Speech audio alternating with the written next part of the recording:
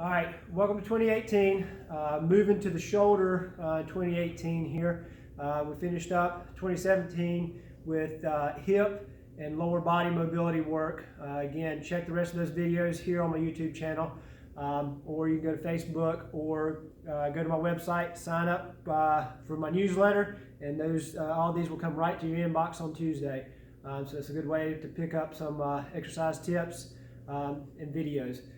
So today, again, we're going to look at the shoulders. Got 3 stretches for you today, 3 mobility activities for the shoulder.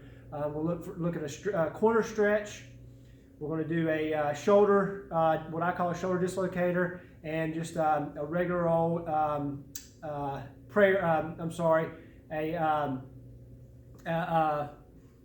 rotator cuff stretch, what we call a sleeper stretch. But again, the first thing we'll look at is a corner stretch, pec stretch, opening up those shoulders. We'll be doing it in the corner. We'll be facing away from you, so it might be hard to hear the audio, but for this stretch, just like anything else, we're going to hold 15-20 seconds, 3 to 5 reps.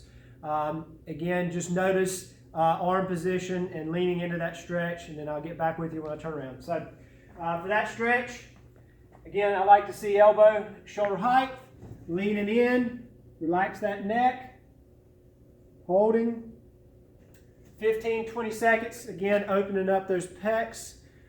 We tend to be driving in that car, working at that computer, get really anteriorly rotated in those shoulders. So I like to hit that corner stretch, open up those pecs, keep those shoulders loose and mobile. I'm going to move down and look at what I call shoulder dislocator. Again, not dislocating their shoulders, just a name I like to call it. A lot of people will recall exactly what I mean when I say shoulder dislocators. They'll know exactly what we're doing. It's a tough little stretch. So what I like to start off doing is, if we can do it in a position where you get that snatch grip. So when you do a snatch, this is how you determine your grip width. I'd like to see if we can do that shoulder dislocator in that hand position all the way over and back. Okay?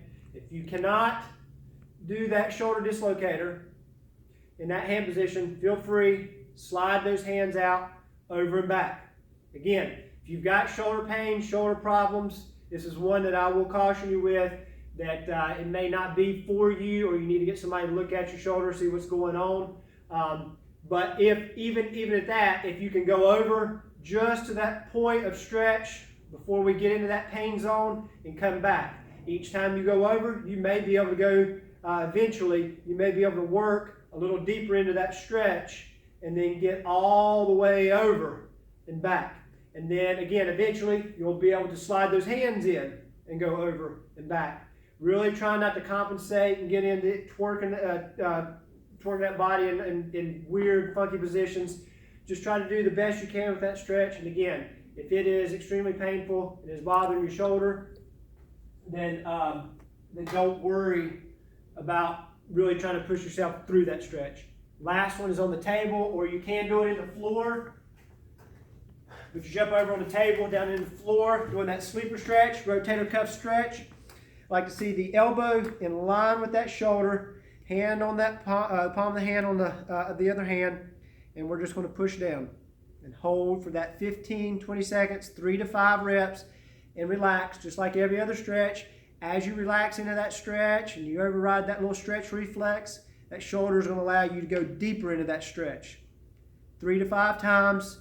Again, there's some research out there that's kind of pushing against going for this stretch. I like the old school stretch here. They're going into a little modified stretch, which we may talk about later down the road. But for now, we're just going to go into that little sleeper stretch that we're doing currently.